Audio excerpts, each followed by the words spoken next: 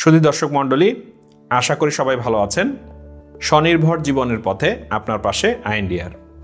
আমাদের কাছে অনেক প্যারেন্টস আসে অথবা অনেক সময় অনেক জায়গাতেই বলতে শুনি যে আমার বাচ্চার প্রোগ্রেস খুব স্লো। আমরা অনেক কিছু শেখানোর চেষ্টা করছি, অনেক কিছু টিচার শেখানোর চেষ্টা করছে, সবাই মিলে আমরা চেষ্টা করছি, কিন্তু দেখা যাচ্ছে যে আমার অটিজম বাচ্চাটির প্রোগ্রেস খুবই স্লো। এটা কেন? আবার কোনো বাচ্চা তো দেখি খুব দ্রুত ডেভেলপ করছে। আবার কিছু প্যারেন্টস প্রশ্ন করে যে আচ্ছা, আমি তো খুব সচেতন ছিলাম, প্রেগনেন্সির সময়, জন্মের পরে কোনো সমস্যা ছিল না, তাহলে আমার বাচ্চার কেন অটিজম হলো? তো আজকে এই দুইটা কোশ্চেনের অ্যান্সারই আপনারা হয়তো একদম শেষ পর্যন্ত শুনলে পেয়ে যাবেন, এবং এই ধরনের সমস্যায় কি করতে হয় সেই গাইডলাইনটুকুও হয়তো আশা করি আপনারা পেয়ে যাবেন। তো যে দুইটি বিষয় নিয়ে আমি আলোচনা করব, সেই দুইটি বিষয় হচ্ছে বাচ্চাদের ইন্টারনাল কিছু শারীরবৃত্তীয় অর্থাৎ ফিজিওলজিক কিছু বিষয় আছে যেগুলি তাদের ব্রেন ডেভেলপ করতে বাধা দেয়। তো এগুলি নিয়ে খুব বেশি আলোচনা হয় না, কারণ এগুলি খুবই ডিপ মেডিকেল সায়েন্সের ব্যাপার। তারপরও আমি চেষ্টা করব সহজ ভাষায় আপনাদেরকে বুঝিয়ে বলতে, তাহলে আপনারা বুঝে যাবেন কেন কিছু বাচ্চার প্রোগ্রেস স্লো, অথবা আমার বাচ্চাটার কি কারণে ব্রেন ডেভেলপ করতে বাধাগ্রস্ত হচ্ছে, অথবা সে অটিজমের আচরণগুলো প্রকাশ পেয়েছে। তো সাধারণত কি হয় আমরা জানি, সামাজিক যোগাযোগ এবং সামাজিক যে মিথস্ক্রিয়া অর্থাৎ সোশ্যাল ইন্টারাকশন এবং সোশ্যাল কমিউনিকেশন, এগুলির ব্যাপক একটা ঘাটতি থাকে অটিজম বাচ্চাদের মধ্যে। সেই সাথে কিছু রিপিটেটিভ অথবা পুনরাবৃত্তিমূলক আচরণ থাকে, সেই সাথে কিছু রেস্ট্রিক্টেড ইন্টারেস্ট থাকতে পারে, অনেক ধরনের সেন্সরি প্রবলেম থাকে। কিন্তু এগুলি কিন্তু সবকিছুই বাহ্যিক অর্থাৎ আচরণ দিয়ে আমরা বুঝতে পারছি। তো এগুলো তো গেল বাহ্যিক কিছু আচার আচরণের সমষ্টি, যেগুলি নিয়ে আমরা চিন্তিত থাকি। কিন্তু ইন্টারনাল কি ব্যাপারগুলো ঘটে যার কারণে আমার বাচ্চাটার মস্তিষ্কের বিকাশ অথবা তার অ্যাবিলিটির যে বিকাশ ডেভেলপমেন্ট সেগুলি বাধাগ্রস্ত হচ্ছে, সেগুলি নিয়ে আমরা আজকে আলোচনা করব। প্রধানত দুটি ঘটনা যেটা রিসার্চে এখন অনেক বেশি পরিমাণে আসছে, এই দুটি ঘটনার কথা আপনারা হয়তো শুনেছেন, কিন্তু যেহেতু এগুলি অনেক ডিপ মেডিকেল সায়েন্সের ব্যাপার, অনেক সময় হয়তো ব্যাখ্যা করা হয় না অথবা মানুষের বোধগম্য করে হয়তো অত রিসোর্সও পাওয়া যায় না বাংলায়। তো আমি আজকে যেটা বলবো, প্রধান দুটি ব্যাপার ঘটে। একটা হচ্ছে মাইটোকন্ড্রিয়াল ডিসফাংশন এবং একটি হচ্ছে নিউরো অটো ইমিউন রেসপন্স অর্থাৎ ব্রেইন ইনফ্লামেশন। প্রথমে আসি আমরা মাইটোকন্ড্রিয়াল ডিসফাংশন নিয়ে। মাইটোকন্ড্রিয়া কি? মাইটোকন্ড্রিয়া হচ্ছে আমাদের দেহকোষে প্লাস ব্রেইনের যে নিউরন অর্থাৎ ব্রেইন সেল, সেই সেলগুলোর মধ্যে মাইটোকন্ড্রিয়া থাকে।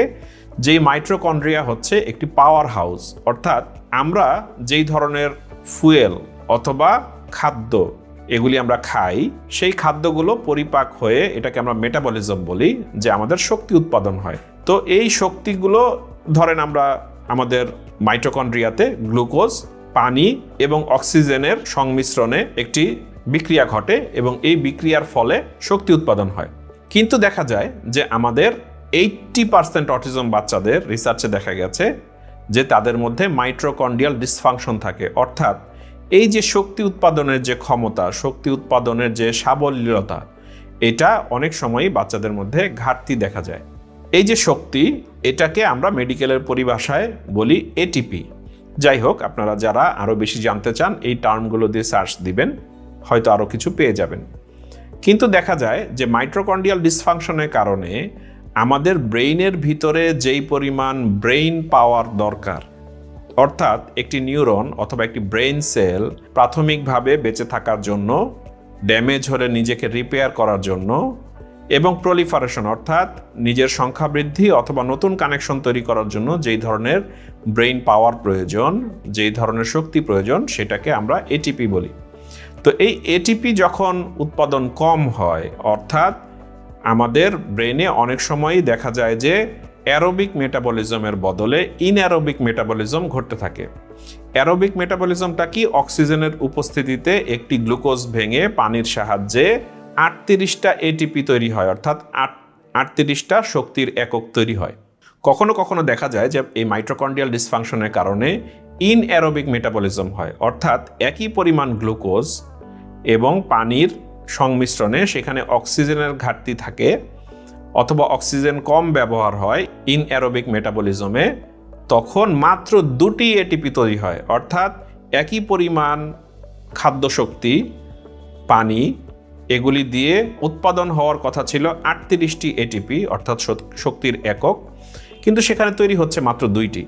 তাহলে এই যে 19 গুণ কম পরিমাণ পাওয়ার তৈরি হচ্ছে অর্থাৎ শক্তি তৈরি হচ্ছে, সেক্ষেত্রে ব্রেইন কিন্তু আর তখন ব্রেইন সেলগুলো নিজেদের যে কার্যক্রম, নিজেদের যে রিপেয়ার অথবা নতুন কানেকশন তৈরি করা, এই জিনিসগুলো তখন আর এই শক্তি পায় না, সে ধুকে ধুকে কোনো মতে বেঁচে থাকে। তো এই মাইটোকন্ড্রিয়াল ডিসফাংশনটা একটি বড় ব্যাপার আমাদের স্পেশাল চাইল্ডদের ডিলে ডেভেলপমেন্টের কারণে। তার ব্রেনটা হয়তো বেঁচে আছে সার্ভাইভালের জন্য শুধুমাত্র, কিন্তু তার ব্রেন নতুন কানেকশন তৈরি করতে পারছে না, নিজেকে রিপেয়ার করতে পারছে না। তো এই ক্ষেত্রে আমাদের করণীয় কি? আধুনিক টেকনোলজিতে আমরা যেই জিনিসটা ব্যবহার করি এই ধরনের মাইটোকন্ড্রিয়াল ডিসফাংশনে, সেটাকে আমরা বলি ট্রান্সক্রেনিয়াল ফটোবায়োমডুলেশন। ট্রান্সক্রেনিয়াল ফটোবায়োমডুলেশন হচ্ছে 810 ন্যানোমিটার ওয়েভলেন্থের একটা লাইট, যেটাকে আমরা নিয়ার ইনফ্রারেড রেঞ্জের লাইট বলি। তো এই লাইট সোর্স যখন আমাদের ব্রেইনের মাইটোকন্ড্রিয়াগুলোতে হিট করে, তখন সেখানে কিছু শারীরবৃত্তীয় ব্যাপার ঘটে। সেখানে খুব দ্রুত নাইট্রিক অক্সাইড রিলিজ হয়। নাইট্রিক অক্সাইড হচ্ছে আমাদের একটা ভেসোডাইলেটর, অর্থাৎ সেই অঞ্চলে, যে অঞ্চলে স্টিমুলেট করা হচ্ছে সেই অঞ্চলে ব্লাড সার্কুলেশন প্রপারলি হয়, সেখানে অক্সিজেনেশন লেভেল বেড়ে যায় এবং সাইটোক্রোম সি অক্সিডেজ, তারপর রিঅ্যাক্টিভ অক্সিজেন স্পিসিস, এগুলি অনেক ধরনের শারীরবৃত্তীয় ব্যাপার ঘটে। হ্যাঁ, ডিএনএ লেভেলের রিপেয়ারিং ঘটে, কিন্তু সবচেয়ে বেশি যে ব্যাপারটা ঘটে সেটা হচ্ছে এটিপি সিনথেসিস, অর্থাৎ শক্তি উৎপাদন অনেক বেড়ে যায়, অর্থাৎ ইনএরোবিক মেটাবলিজম থেকে অ্যারোবিক মেটাবলিজমে সুইচ করে। তখন দেখা যায় যে নিউরনগুলো বেশি পাওয়ার পাচ্ছে নিজের কার্যক্রম করতে, নিজেকে রিপেয়ার করতে এবং নতুন কানেকশন তৈরি করতে। এখানে নিউরোপ্লাস্টিসিটি অর্থাৎ শেখা নির্ভর করে নিউরনগুলো নিজেদের মধ্যে নতুন কানেকশন তৈরি করতে পারছে কিনা। যদি নতুন কানেকশন তৈরি করতে না পারে, অ্যাডিকুয়েট ব্রেন পাওয়ার না থাকে, তাহলে কিন্তু শেখাটা অনেক ডিলে হয়। তো এই কারণে দেখা যায় যে আমি থেরাপি নিচ্ছি, আমার টিচার অনেকক্ষণ পড়াচ্ছে, চেষ্টা করছে, আমরা বাসায় চেষ্টা করছি, কিন্তু দেখা যাচ্ছে যে আমার বাচ্চার ব্রেনের সেই রকম পরিবর্তন হচ্ছে না। তো সেই সব ক্ষেত্রে আমরা ট্রান্সক্রেনিয়াল ফটোবায়োমডুলেশনটা খুব ভালো কাজ করে এবং দ্রুত উপকার পাওয়া যায়। এরপরে আরেকটা যে বিষয়টি নিয়ে আমরা আলোচনা করব, সেটাও এখন একেবারে খুবই হট টপিক, সেটা হচ্ছে নিউরো অটো ইমিউন রেসপন্স এবং নিউরো ইনফ্লামেশন। অর্থাৎ জন্মের আগে বাচ্চা যখন মায়ের পেটে ছিল, জন্মের সময় অথবা জন্মের পরে, যে কোনো কারণেই হোক, তার যদি ব্রেইনের মধ্যে অথবা রক্তে কোনো কারণে প্রদাহ তৈরি হয়, যেমন অনেকগুলো প্রো ইনফ্লামেটরি সাইটোকাইন্স আছে, ইন্টারলিউকিন 1, ইন্টারলিউকিন 6, টিএনএফ আলফা। তো এই ধরনের প্রো ইনফ্লামেটরি সাইটোকাইন্সগুলোর ফলে তখন দেখা যায় যে বাচ্চার ব্রেইনে একটা অ্যান্টিবডি তৈরি হয়। এটাকে আমরা বলি অ্যান্টিফিটাল ব্রেইন অটো অ্যান্টিবডি। তো এই অ্যান্টিবডিটা কি করে? বাচ্চাদের ব্রেইনের মধ্যে একটা প্রদাহ তৈরি করে, ইনফ্লামেশন তৈরি করে। তো এই ইনফ্লামেশনের কারণে তখন দেখা যায় যে আমাদের ব্রেইন সেলগুলো কোনো মতে বেঁচে আছে, নতুন কানেকশন তৈরি করতে পারছে না, এবং দেখা যাচ্ছে যে দীর্ঘমেয়াদে তার বিকাশগত সমস্যা এবং অটিজম লাইক সিমটমগুলো আসছে। এটা বিভিন্ন কারণে হতে পারে। প্রেগনেন্সিতে মায়ের যদি কোনো ভাইরাস ইনফেকশন হয়, সেখান থেকেও হতে পারে।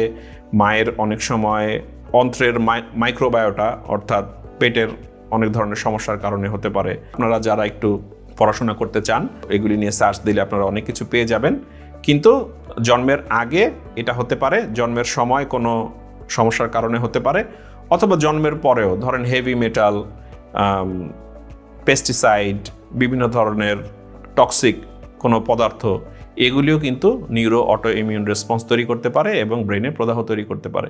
তো সেই সব ক্ষেত্রে দেখা যায় যে আমাদের বাচ্চাদের বিকাশ বাধাগ্রস্ত হয় এবং তাদের অটিজম লাইক সিমটমগুলো আসতে থাকে। তাহলে এই নিউরো অটো ইমিউন রেসপন্স এবং ইনফ্লামেশন কমাতে তাহলে কি করা যায়? আধুনিক প্রযুক্তি সারা পৃথিবীতেই এখন ব্যবহার শুরু হয়েছে। এগুলিকে আমরা বিভিন্ন নামে অনেক সময় বলা হয়, যে যেমন আমরা খুবই সূক্ষ্ম মাত্রায় কিছু ব্রেইন অ্যাডভান্স লেভেলের ব্রেইন ফিজিওথেরাপি আছে, যেগুলিকে অনেক সময় নিউরোমডুলেশন বলে, কোনো কোনো ক্ষেত্রে ট্রান্সক্রেনিয়াল ডিসস্টিমুলেশন বলা হয়। তবে সবচেয়ে পপুলার যেটা, সেটা হচ্ছে ট্রান্সক্রেনিয়াল ভেগাস নার্ভ স্টিমুলেশন, সেটা আমরা বাংলাদেশে বায়োফিজিক্যাল থেরাপি নামে চিনি।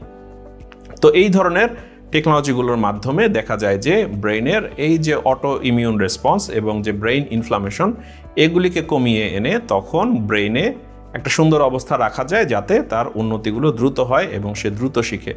এমন আমরা দেখেছি 15 বছর 20 বছরের মানুষও আমাদের এই ধরনের টেকনোলজির মাধ্যমে তাদের ইনফ্লামেশন যখন কমিয়ে আনা সম্ভব হয় তখন তারা বেটার পারফর্ম করে এবং নতুন নতুন অনেক স্কিল শিখে।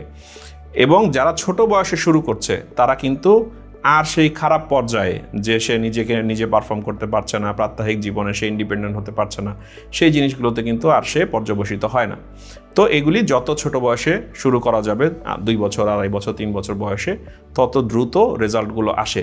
সাধারণত দেখা যায় যে প্রচলিত যে থেরাপি ব্যবস্থাগুলো আছে সেগুলিতে 5-6 বছরে যে ডেভেলপমেন্ট আসে, অনেক সময়ই এই প্রযুক্তিগুলো ব্যবহার করে মাইটোকন্ড্রিয়াল ডিসফাংশন এবং ব্রেইনের অটোইমিউন রেসপন্সকে যদি অ্যাড্রেস করা যায় তাহলে দেখা যায় যে সেই একই পরিমাণ উন্নতি আসতে অন্যান্য থেরাপির পাশাপাশি এই প্রযুক্তিগুলো ব্যবহার করলে 1.5-2 বছর সময় লাগে। এটা আমাদের অভিজ্ঞতায় আমরা বলছি। তো যাই হোক, আপনারা এগুলি জানলেন। তো আপনার বাচ্চার যদি ডিলে ডেভেলপমেন্ট হতে থাকে, যে আমরা অনেক কিছু করছি, থেরাপি করছি, বাসায় কাজ করছি, স্পেশাল স্কুলে যাচ্ছে, কিন্তু উন্নতিগুলো স্লো হচ্ছে, সেক্ষেত্রে আপনারা মাইটোকন্ড্রিয়াল ডিসফাংশন অথবা অটো ইমিউন রেসপন্স এবং নিউরো ইনফ্লামেশন এই ব্যাপারগুলো চিন্তা করতে পারেন। এই অ্যাঙ্গেলে আগালে পাশাপাশি বেসিক থেরাপি এবং বাসার কাজ, স্পেশাল স্কুল সব কিছু কন্টিনিউ করলে দেখা যায় উন্নতিগুলো অনেক দ্রুত হয়। তো আশা করি আপনারা অনেক কিছু জানলেন। এরপরে যদি আপনাদের কোনো জিজ্ঞাসা থাকে কাইন্ডলি আমাদের চ্যানেলে লাইক, কমেন্ট এবং সাবস্ক্রাইব করে আমাদের সাথে থাকবেন এবং কমেন্টে লিখবেন। আমরা চেষ্টা করব সেগুলি উত্তর দেওয়ার জন্য। সবাইকে ধন্যবাদ।